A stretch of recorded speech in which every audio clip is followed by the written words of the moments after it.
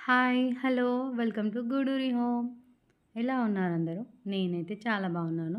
మీరెలా ఉన్నారో కామెంట్ చేయండి. గూడూరి హోమ్ అని నేమ్ ఎందుకు పెట్టానో తెలుసా? అది ఒక వీడియో చేస్తాను. అబౌట్ మీ ఇంట్రడక్షన్‌లో చెప్తాను. గూడూరి హోమ్ అని ప్రత్యేకంగా ఛానల్ నేమ్ ఏంటని, అసలు గూడూరి అనేది ఏంటని నేను చెప్తానన్నట్టు. అయితే నైట్ ఇడ్లీ పిండి ఆహ్, ఇడ్లీ ఇడ్లీ పిండి కలిపి పెట్టేసాను. మార్నింగ్ వరకు పొంగుతుంది కదా! ఎక్కువైపోతే కింద పడిపోతుందని ముందుగానే ప్లేట్ పెట్టేసాను. బట్ ఎక్కువ ఏం పొంగలేదు. దానికి ఈక్వల్‌గా అయిపోయింది. ఇంకా మార్నింగ్ కొంచెం సాల్ట్ వేసేసి మిక్స్ చేసి పెట్టేస్తున్నాను. అండ్ ఈరోజు ఇడ్లీలోకి ఎప్పుడు చేసుకునే చట్నీ కాకుండా సాంబార్ చేద్దాం. దానికోసం ముందు పప్పు కడిగి కుక్కర్‌లో పెడుతున్నాను. ఈలోపు కుక్కర్ ఉడికిపోతుంది. ఇంకో పక్క మనం ఆహ్, మునక్కాయ సాంబార్ చేస్తున్నానన్నట్టు. అంటే ఇడ్లీలోకి అలాగే లంచ్ కూడా అదే ఇంకా. దానికోసమని ఇంకా పప్పులో పసుపేసి, ఆయిలేసి పెట్టేస్తున్నాను. ఇలా వేస్తే పొంగదంటారుగా. అదేంటో అండి ఎలా చేసినా పొంగుతుంది. పొంగదని అంటారు అంతే అది. ఇంక ఇది పెట్టేసి ఇంకో సైడ్ మనము కర్రీ చేసేసుకుందాము. కర్రీ కోసము ముందుగా చింతపండు నానబెడుతున్నాను. ఈ చింతపండు నేను ఊర్లో తీసుకొచ్చింది. అదే వాడతాను. ఎప్పుడూ ఇంటికెళ్ళినప్పుడల్లా మమ్మీ దగ్గర తీసుకొస్తా ఉంటానిది.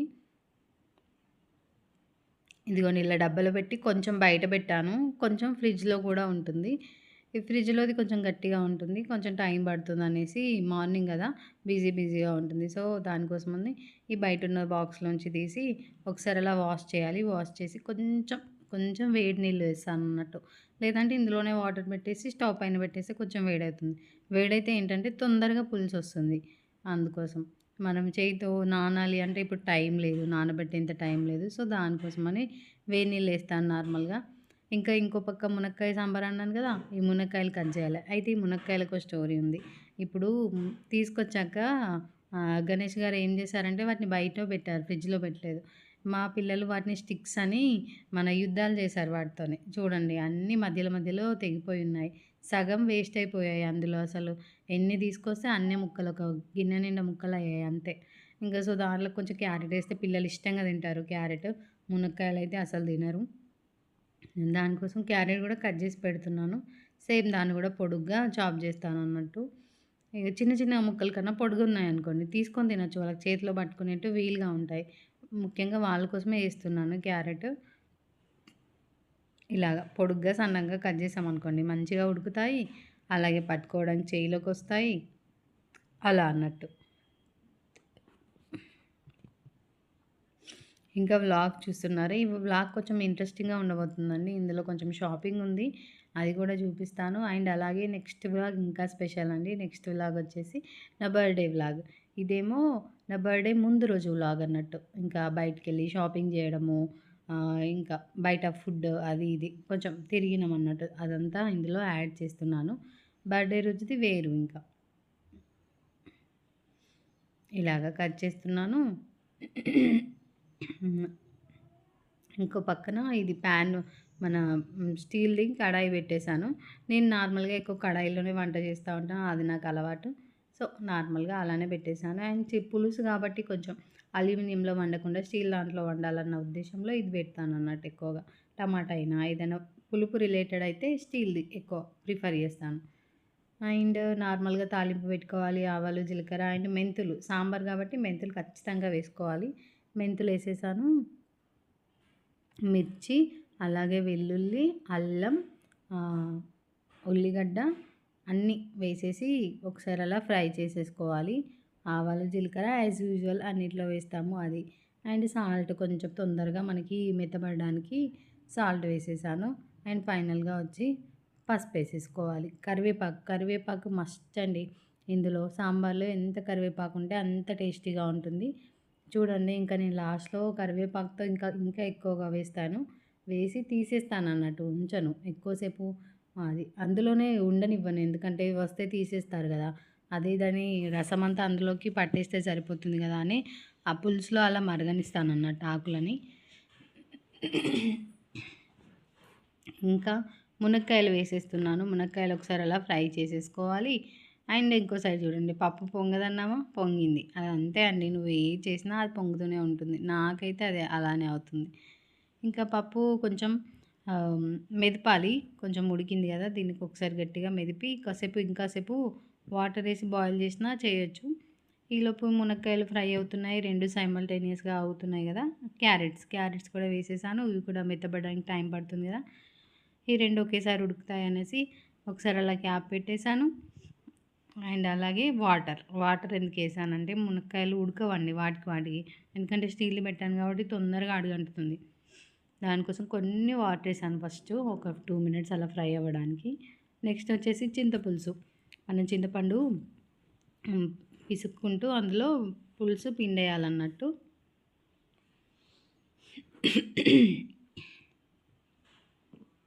ఇంకా ఇలా మనకి టేస్ట్‌కి పులుపు కొంచెం ఎక్కువ తినేవాళ్ళు ఎక్కువ, తక్కువ తినేవాళ్ళు తక్కువ, వాళ్ళ టేస్ట్ పట్టుగా వాళ్ళు వేసుకోవచ్చు. అండ్ ఇడ్లీలో నేను ముందుగా వేసాను అనుకున్నాను సాల్ట్, మళ్ళీ వేసానో లేదో ఫస్ట్ క్లిప్‌లో వేసానో లేదో నేను చూడలేదు. ఇడ్లీలోనైతే సాల్ట్ ఏస్తాను కొద్దిగా.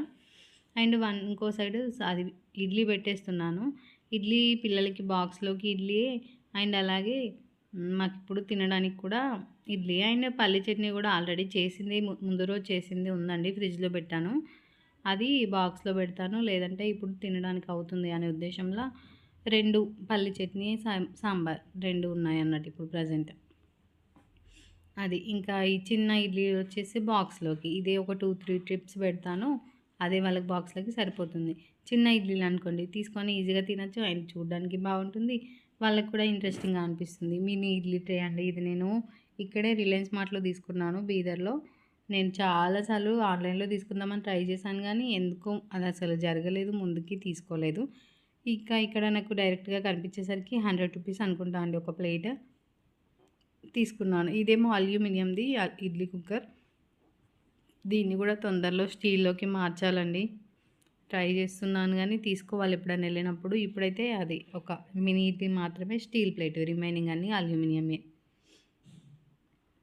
ఇంకా చిన్న ఇడ్లీలో కూడా ఇడ్లీ పెట్టేస్తున్నాను. ఫస్ట్ ప్లేట్స్‌కి కొద్దిగా ఆయిల్ అప్లై చేసేసి ఇంకా చిన్న చిన్న ఇడ్లీలు పెట్టేసుకోవడమే. కొంచెం టైమ్ టేకింగ్ ప్రాసెస్ అంతే అండి. కానీ చూడడానికి క్యూట్‌గా అనిపిస్తాయి. అండ్ బాక్స్‌లో కూడా మంచిగా ఈజీగా వాళ్ళకి ఒక్కోటి తీసుకొని అలా తినొచ్చు. ఈ పెద్ద ఇడ్లీ అయితే అంతా మన ఆ చేతిలోకి అంటుకుంటుంది, మూతికి అంటుకుంటుంది. దానికోసమని ఇలా అయితే కొంచెం ఈజీగా తినొచ్చు. స్పూన్‌తో, ఫోర్క్‌తో ఇలా గుచ్చుకొని చట్నీలో డిప్ చేసేసుకొని తినొచ్చు. అది అండి. ఇంకో సైడ్ సాంబార్ అలా మరిగిపోతుంది కదా! మనం పప్పు ఉడకబెట్టి పెట్టేసాం కదా! ఇంకా అది కూడా వేసేద్దాము. వేసేస్తే ఇంకా సాంబార్ అది మరుగుతూ ఉంటుంది. మనం ఆలోపు ఇంకా వేరే పనులున్నా చేసేసుకోవచ్చు.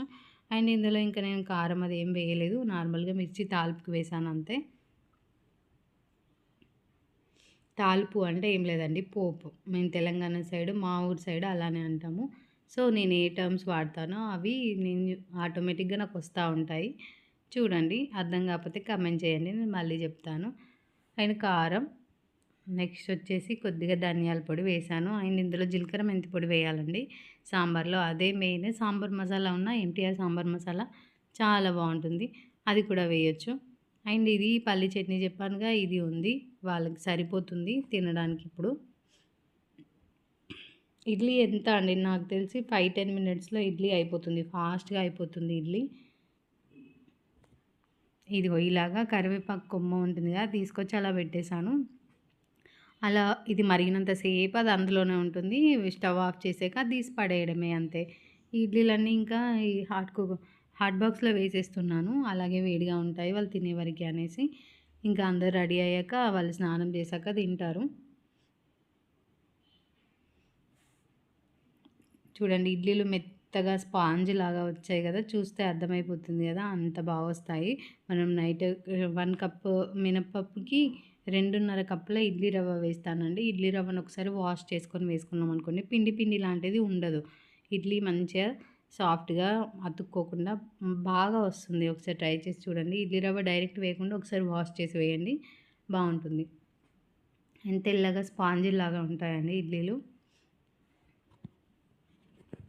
ఈ చిన్న ఇడ్లీలు సపరేట్‌గా తీస్తున్నాను. ఇంకా వాటిని వేడివేడిగా నేను పెట్టాను కదా బాక్స్‌లో. అందుకే హాట్ బాక్స్‌లో వేయట్లేదు. నార్మల్‌గా పక్కన ఇంకో బాక్స్‌లో పెట్టేస్తున్నాను. ఇంకా లాస్ట్‌లో వచ్చేసి కొత్తిమీరాకు. ఇంకా సాంబార్ మరిగిపోతుంది కదా! ఇంకా అయిపోయిందండి ఆల్మోస్ట్. ఇంకా కట్ చేసి కొత్తిమీరాకు వేసేస్తున్నాను. అండ్ మసాలా క్లిప్ కూడా మిస్ అయినట్టుంది. లాస్ట్‌లో నేను కొద్దిగా జీలకర్ర మెంతుల పొడి వేశాను సాంబార్‌కి. అది కూడా చాలా టేస్ట్‌నిస్తుంది. ట్రై చేసి చూడండి. అదిగోండి ఒకటి అలా పడిపోతే ఇంకా అవి కూడా తీసేస్తున్నాను. ఇంకా అయిపోయింది కదా! ఇప్పుడు సర్వ్ చేసేస్తున్నాను. బౌల్‌లో తీసుకెళ్తానన్నట్టు. అంతా తీసుకెళ్తే వేడి వేడిగా అంత బరువుగా ఉంటుంది కదా! అంటే నేను డేకి మొత్తం సరిపడా ఒకటేసారి చేశాను కదా! సాంబార్ గానీ, పప్పు పులుసు గానీ ఇలాంటివి ఏది చేసుకున్నా కూడా డే మొత్తం చేసుకోవాలండి. అవి ఎప్పుడో ఒకసారి చేసుకుంటాం. నా దృష్టిలోనైతే అంతే. నార్మల్ రెగ్యులర్‌గానైతే అన్ని కర్రీస్ చేసినట్టు సాంబారు, పప్పు పులుసు ఇట్లాంటివి చేయం కదా! చేసినప్పుడు ఎక్కువ క్వాంటిటీలో చేసుకోవాలని డే మొత్తానికి సరిపడా చేస్తానన్నట్టు. ఇంకా ఇంకా స్కూల్‌కి టైం అయితుంది. మా హస్బెండ్‌కి ఆఫీస్ టైం అయిపోతుంది. సో, ఫాస్ట్‌గా వాళ్ళకి పెట్టేస్తున్నాను. వాళ్ళు తినేస్తే ఇంకా నా పని అయిపోతుంది. పిల్లలకి లంచ్ బాక్స్ పెట్టేయడమే అండ్ స్కూల్‌లో డ్రాప్ చేసి రావాలి. అంతే అండి. ఇంకా వీళ్ళకి ఇడ్లీస్ పెడుతున్నాను. అలాగే చట్నీ, సాంబార్ ఎవరికి ఏది ఇష్టమంటే అది ఏసుకోమని చెప్పేసాను. మా హస్బెండ్‌కి సాంబార్ వేసుకుంటున్నారు. అండ్ అలాగే కొద్దిగా పల్లి చట్నీ కూడా వేశాను. పిల్లలు సాంబార్‌లో వద్దనన్నారు ఫస్ట్. తర్వాత మళ్ళీ తింటామని అన్నారు. సో, 2 వేశానన్నట్టు ఇద్దరికి. అండ్ బాక్స్‌లో కూడా నేను పల్లి చట్నీయే పెట్టానండి. సాంబార్ పెట్టలేదు. ఎందుకంటే వాళ్ళు సాంబార్ అంటే ఓన్లీ రైస్‌లోనే అన్న ఉద్దేశంలో ఉంటారు. పల్లి చట్నీ మాత్రమే ఇడ్లీకి అన్నట్టు వాళ్ళు అనుకుంటారు. సో, అదే ఇంకా ఫస్ట్ వద్దన్నారు. తర్వాత వేయమన్నారని ఏసిస్తున్నానన్నట్టు. అందులో ఆకులు అన్నీ ఉంటాయి కదా! అవన్నీ చూస్తే వాళ్ళకి ఇష్టం ఉండదు. అవేవి వాళ్ళు తినరు. అన్నీ తీసేస్తారు. లేదంటే అనుకోకుండా మిర్చి తిన్నారనుకోండి, ఇంక అంతే. ఇంక అసలు మళ్ళీ దాని జోలికి గూడా వెళ్ళరు. అది. ఇంకా ఇక్కడి నుంచి వ్లాగ్ చాలా ఇంట్రెస్టింగ్‌గా ఉండబోతుంది. అండ్ మనం బయటికెళ్తున్నాము. అండ్ ఈ క్లిప్ తీసింది ఎవరో తెలుసా? కన్నయ్య తీశాడండి. ఫస్ట్ టైం బానే తీశాడు. కన్నయ్య వీడియో ఆన్ చేయరా అంటే చేశాడు. బానే తీశాడు. అండ్ ఎప్పుడైనా మనకలా యూజ్ అవుతుందనేసి చెప్తున్నాను. అప్పుడప్పుడు ఇలా వీడియో తీయమని. వాడు అల్లరి చేస్తూ వాళ్ళు కొట్టుకుంటూ, ఫైటింగ్ చేసుకుంటూ ఉండే బదులు ఇది ఒక పని చెప్పింది బెటర్ అని నాకు అనిపించింది. అండ్ ఇక్కడ ఆల్రెడీ ఫైటింగ్ నడుస్తూ ఉంది. బైక్ నేను చాలు చేస్తా అంటే నేను చాలు చేస్తా అని. అండ్ ఇద్దరు చెరొకసారి చాలు చేశారు. చలో రండి ఇంకా మనం బీదర్ చూస్తాం. ఇది బీదర్ అండి. ఇది బీదర్ స్ట్రీట్ షాపింగ్ ఏరియా అన్నట్టు. ఈ ఏరియా పేరు మోహన్ మార్కెట్ అనుకుంటా. నాకు కూడా పెద్దగా తెలీదు. అండ్ ఇక్కడ స్ట్రీట్ షాపింగ్‌లో ఇక్కడ నేను క్లిప్స్ తీసుకుంటాను. క్లచెస్ తీసుకుందాం అనేసి వచ్చాను ఇక్కడికి.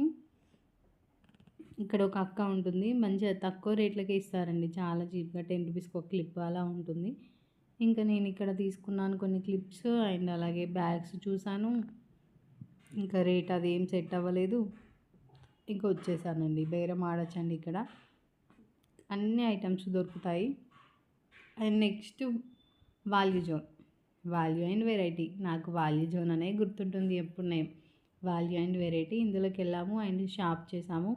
అండ్ నెక్స్ట్ మ్యాక్స్‌లో కూడా వెళ్ళాము. మ్యాక్స్‌లో కూడా షాప్ చేశాను. అక్కడ వీడియో తీయలేదు. ఇక్కడ కూడా లోపల వీడియో తీయలేదు. చాలా మంచి ఆఫర్స్ ఉన్నాయి. అండ్ ట్రెండ్స్‌లో కూడా వెళ్ళాను. ట్రెండ్స్‌లోనైతే అసలు ఏం ఆఫర్ లేవు. 3499 ఆఫర్ ఉంది. 3499 కొంటే 3499 ఫ్రీ అని. ఇంకా అంటే మనం 3499 బిల్ చేస్తే మళ్ళీ 3499 అంతా మనకి ఫ్రీ. తీసుకోవచ్చు ఏదైనా అని పెట్టారు. నాకైతే ఆఫర్ పెద్దగా నచ్చలేదు. కుర్తీస్ చూద్దాం అనుకున్నాను కానీ అస్సలు ఆఫర్సే లేవు. ఇంకా వేస్ట్ అనేసి వచ్చేసాను. అండ్ వచ్చేప్పుడు ఇక్కడ జిలేబీ అండ్ ఏదో ఊరు ఉందండి. మహాన్‌పూరో బురాన్‌పూరో ఏదో సంథింగ్ ఏదో ఊరు. అది స్వీట్ ఫేమస్ అంట. ఫస్ట్ టైం ట్రై చేయడం మేము కూడా. ఏంటంటే కోవా జిలేబీ అండి. కోవా జిలేబీ నేనైతే ఎప్పుడూ చూడలేదు. ఇదే ఫస్ట్ టైము. కానీ సూపర్ ఉంది.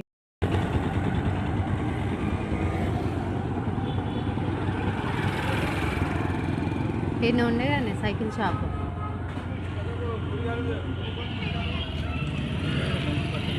మంచిగా ఉన్నాయి. మళ్ళకపోతే కొనుడే మళ్ళీ అచ్చుడు ఉండదు. ఇక వీణా గార్మెంట్స్ కాడ ఉంటుంది మాకు.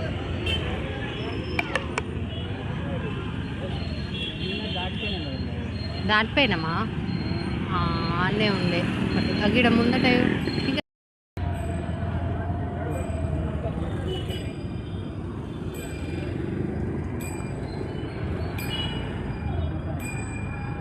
అట్లనే ఉంది కానీ కొంచెం బాగా తెల్ల ఉంది. బంద్ ఉన్నట్టుంది షాపు. బందే ఉంది ఇక అది ముందటి బంద్ ఉంది బంద్ ఉంది తెలుసా నీకు బర్గర్ నువ్వు తింటావా అందులో ఆకులు వస్తాయి తింటావా మరి నువ్వు ఇంట్లో కరివేపాకు కొత్తిమీర తీసేస్తావుగా అవి ఎట్లా తింటావు మంచిగా ఉంటాయా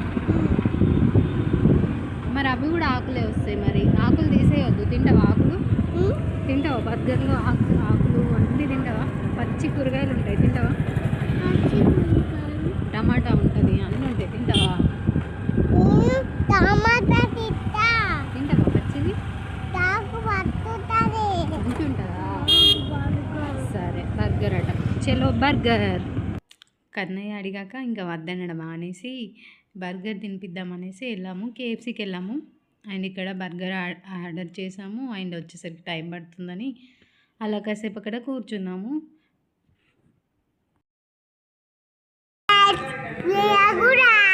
welcome to Gurudi home hi friends hello నమ శివాయ రా మధ్యలో ఓకే